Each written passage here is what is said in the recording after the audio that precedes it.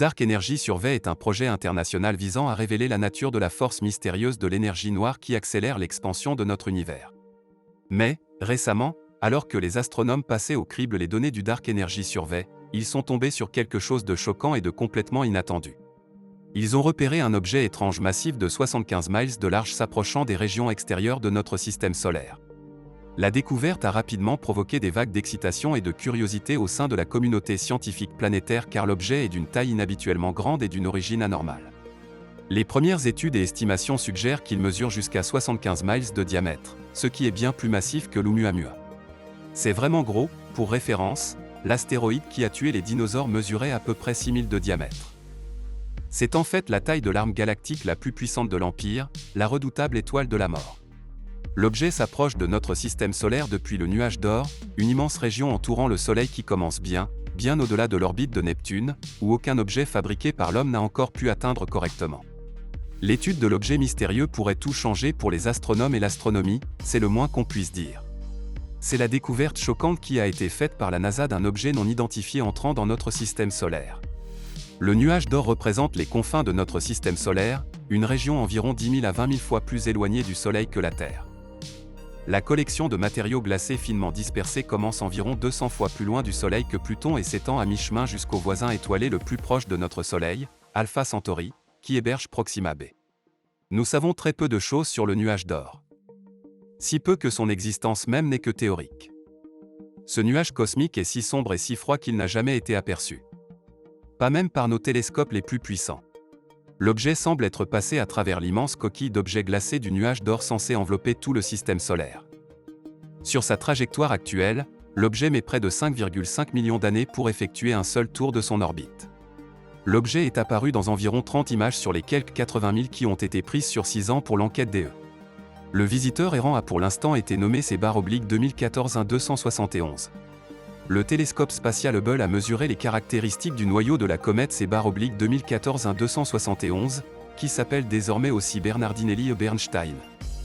Ces données ont confirmé qu'il s'agit de la plus grande comète de l'histoire de l'astronomie.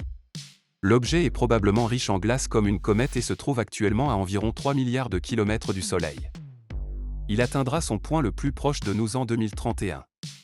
À ce moment-là, il sera positionné sous le plan du système solaire, près de l'orbite de Saturne. Une partie de l'intérêt de C/2014-1271 est qu'il peut s'agir d'un objet de transition.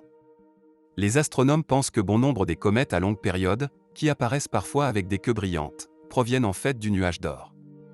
Les étoiles errant près du Soleil peuvent déplacer ces objets de leur position et pendant des millénaires, ils se feraient un chemin vers l'intérieur, la gravité des planètes géantes modifiant leur trajectoire à chaque visite jusqu'à ce qu'elles résident là où nous les voyons aujourd'hui.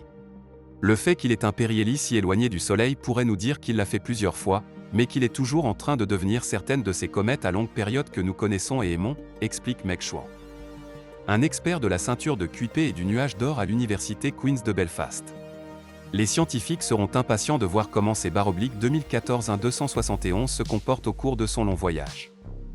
Va-t-il, par exemple, afficher des explosions d'activité, voire se désintégrer ? L'observatoire Vera C. Rubin doit commencer son enquête révolutionnaire sur l'objet du Chili en 2023. Avec l'observatoire Rubin qui image le ciel toutes les 3 nuits, les astronomes obtiendront un film efficace sur l'évolution de cet objet au cours d'une décennie. Initialement, C/2014-1271 ne semblait pas avoir un nuage de matière appelé coma autour de lui. L'émergence d'un coma pourrait être le résultat de la sublimation des glaces à la surface du corps. Certains chercheurs ont suggéré que C/2014-1271 pourrait être une destination pour une mission de retour d'échantillons. Cependant, d'autres pensent qu'il n'y aurait pas assez de temps car cela peut prendre des décennies pour développer une telle mission de vaisseau spatial. Néanmoins, les astronomes auront probablement beaucoup à examiner alors que C/2014-1271 se rapproche de nous. En attendant, une mission de recherche est en cours sur l'extraordinaire voyageur interstellaire, Oumuamua. Une nouvelle recherche décrit une mission appelée Projet Lyra pour envoyer une sonde pour voir si Oumuamua est aussi extraordinaire qu'il y paraît. Les théories pour expliquer la nature de Oumuamua ont inclus un agrégat de poussière fractale, un iceberg d'hydrogène, un iceberg d'azote, une voile solaire extraterrestre, des fragments d'une planète perturbée par les marées, etc., lit-on dans l'article. Toutes les explications ont une caractéristique en commun, elles sont extraordinaires.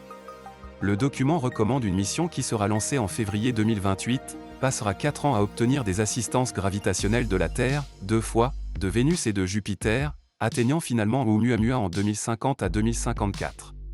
Ce n'est pas la première tentative de tracer un parcours pour Oumuamua, bien que la plupart des autres tentatives aient eu recours à l'utilisation d'une manœuvre ouverte autour du Soleil. Cette tactique voit un vaisseau spatial tomber dans un puits gravitationnel et, pendant qu'il tombe, utiliser ses moteurs pour ajouter plus d'accélération. Son inconvénient est qu'un bouclier massif serait nécessaire pour protéger une sonde contre le Soleil. Au lieu de cela, le projet Lyra utilise une manœuvre ouverte autour de Jupiter. La mission ressemblerait beaucoup plus aux missions interplanétaires existantes, lit-on dans le journal. L'inconvénient est que les possibilités de lancement sont très limitées. L'autre option, bien sûr, est d'attendre qu'un autre objet comme Oumuamua arrive et de visiter celui-ci à la place. Après tout, il pourrait y en avoir 7 qui traversent notre système solaire chaque année. Il se pourrait même que la plupart des comètes proviennent d'autres systèmes stellaires. Il ne serait pas sage d'attendre, selon l'article, car le deuxième objet interstellaire jamais trouvé, de I. Borisov en 2019, ressemble à des corps mineurs déjà trouvés dans le système solaire.